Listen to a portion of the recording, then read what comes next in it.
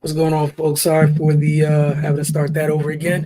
Had some technical difficulties with the microphone. That said, Washington Wizards taking on the Indiana Pacers this evening.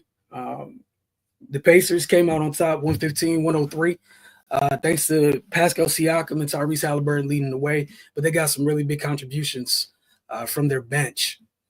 It was a back and forth affair, but again, the third quarter was a key inflection point for the Wizards. The Pacers created that separation due to Washington turnovers. Ray's talked about the timeliness of these turnovers for a couple years, specifically as it pertains to this season. More often than not, just in the worst possible times, man. They have it occur in little bunches, just bad stretches where it's a combination of missed shots, missed opportunities, and then just flat out turning the ball over and allowing teams to create some separation. And that's where it happened. If you were just purely looking at the box score, it's going to say the Wizards lost the third quarter 35-28. Doesn't seem like something huge watching the game. You saw it, felt it in that moment. Just that was a big stretch where Washington had an opportunity to seize a game, and they just weren't able to do it. Those turnovers not only allowed the Pacers the luxury of being able to rest their horses a little bit to start the fourth quarter, but it kept Washington from closing the gap. Even to the point where, 7 to 8 minutes left in the fourth quarter, the Wizards weren't able to take advantage of that opportunity to close the gap. They had the the deficit cut to 7 for nearly like 2 minutes. And it wasn't turnovers in that stretch in the fourth like it was in the third. It was just missing clean looks, honestly.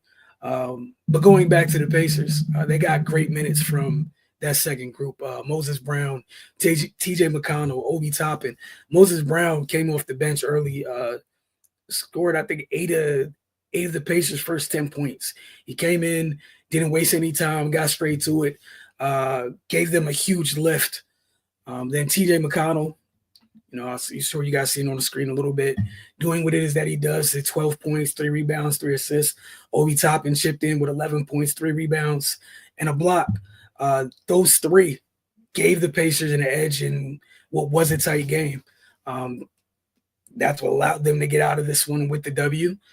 The turnovers for Washington, I'm sure that they had to sting because it was another instance where we're here again after a game talking about the fact that it wasn't a winnable game.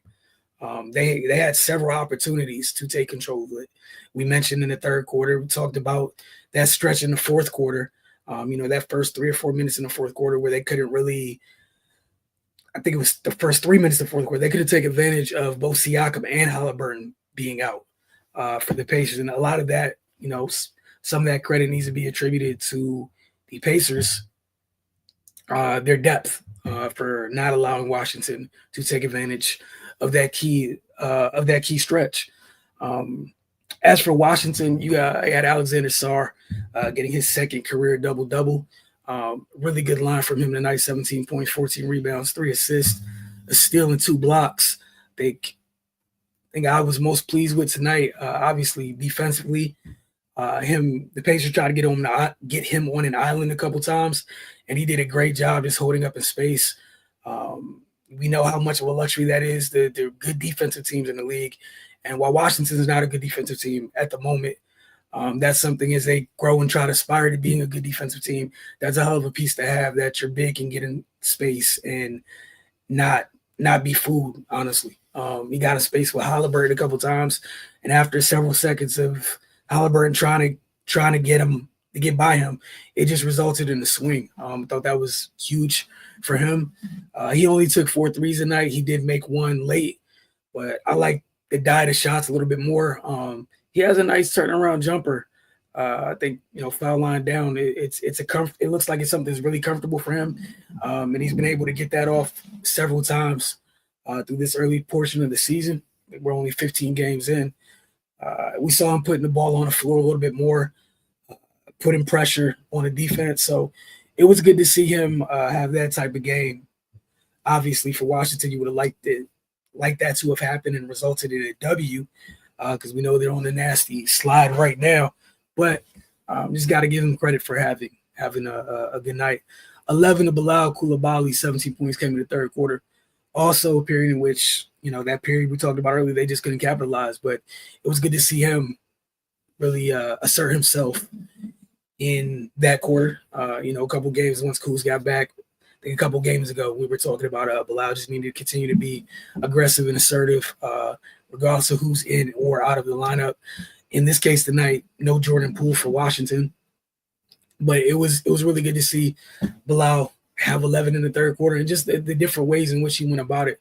Really like the fact that he can attack off the bounce now, and we see some of the things that he's added to his game, and credit to him for that. Again, just missed opportunities. We've talked about that so much this season, but it's something Washington's been dealing with. And it's something they got to do a better job of. They don't have the luxury of, oh, hey, we had a bad quarter. Well, we know we're going to get that back. Nah, they have to be the team that takes advantage of those moments other teams have. Kind of like double down on the opportunities you may create, the luck you create, however you want to phrase it. There's two key stretches in this one come to mind. Just that third quarter, I think the back end of the third quarter, and the start of the fourth where they just couldn't. Ideally, you would have loved them to go on a run to start the fourth and force the Pacers to put Siakam and Halliburton back in earlier, or to the point where while they're getting their rest, that's just part of their schedule rotation and whatnot for the Pacers. You took the lead, put pressure on them. They just weren't able to do that. Some personal takeaways.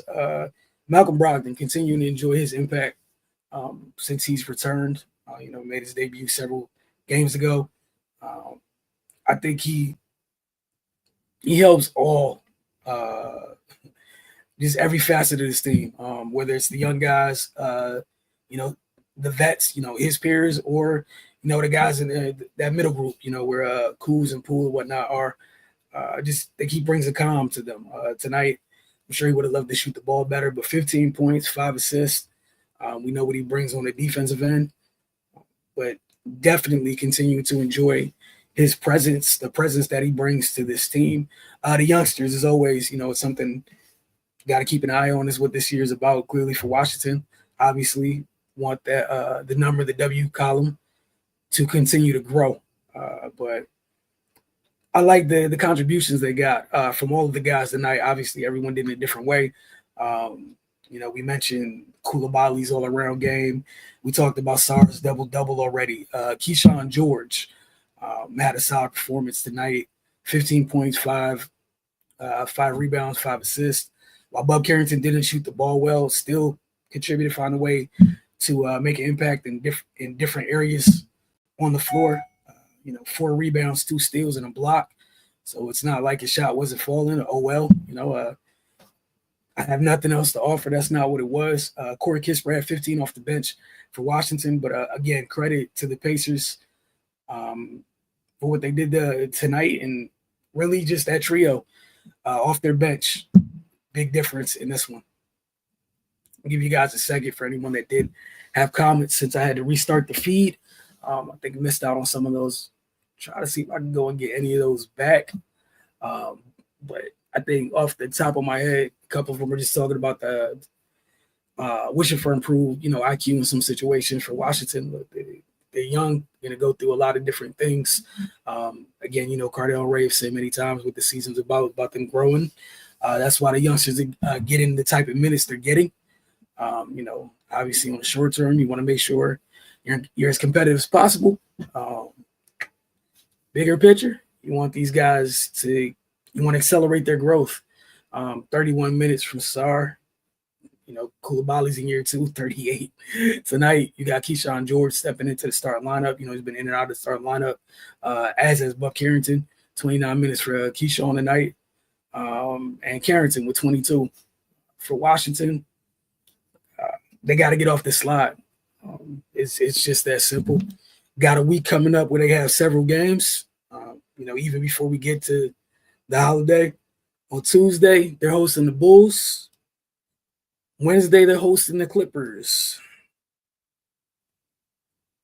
and then they travel to Milwaukee. So that's a stretch of play in which, if you're Washington, in these next couple games, you would love to try to get off the slide, regardless of the opponent. But you got the Bulls coming up, and just gonna do a quick little check on where they are in the standings.